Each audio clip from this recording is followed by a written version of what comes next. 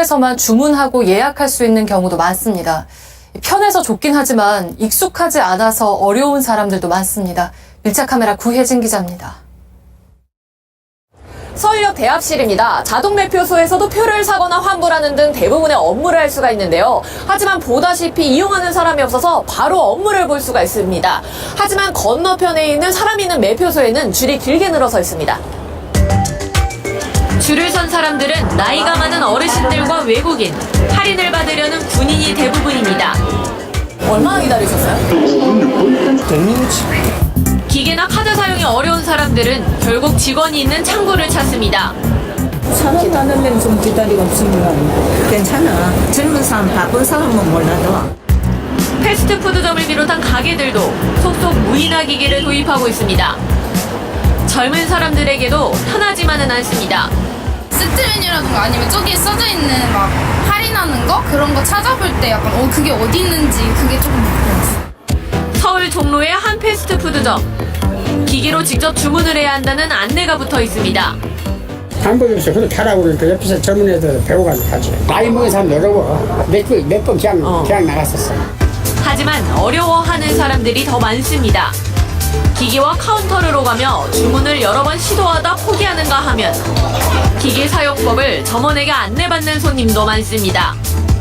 결국 점원에게 직접 주문을 요청하기도 합니다. 무인 서비스를 차별이라고 지적하는 사람도 있습니다. 오늘 커피 한 잔에 2,000원 이렇게 싸잖아. 그렇게 많이 애용을 하지. 대우해달라는 게 아니고 노인네들을 좀 보호를 해줘야 되는데 너무 어떤 때는 심한 소리를 하고. 금요일 오후 은행이 한창 분별 시각입니다. 하지만 스마트폰 앱을 이용하면 현재 대기를 하고 있는 사람이 몇 명인지 알 수 있고요. 번호표도 미리 발급을 해서 편리하게 이용을 할 수가 있습니다. 하지만 현장에선 해당 서비스를 모르는 사람들이 대부분입니다. 공항도 상황은 비슷합니다.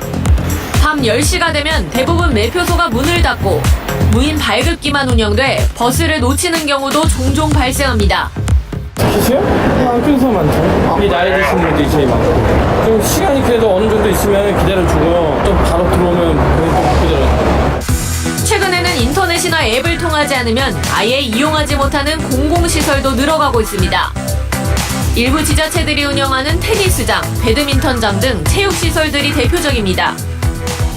노년층의 디지털 소외 문제를 해결하기 위해 스마트폰 사용법 등을 가르치는 강좌도 늘고 있습니다. 데이터랑 와이파이가 필요 20명 정도인데 80명씩 접수를 하시고요. 그다음에 처음에는 이게 추첨 제도가 아니라 선착순이었었거든요. 새벽 5시부터 와서 줄 서시는 거예요.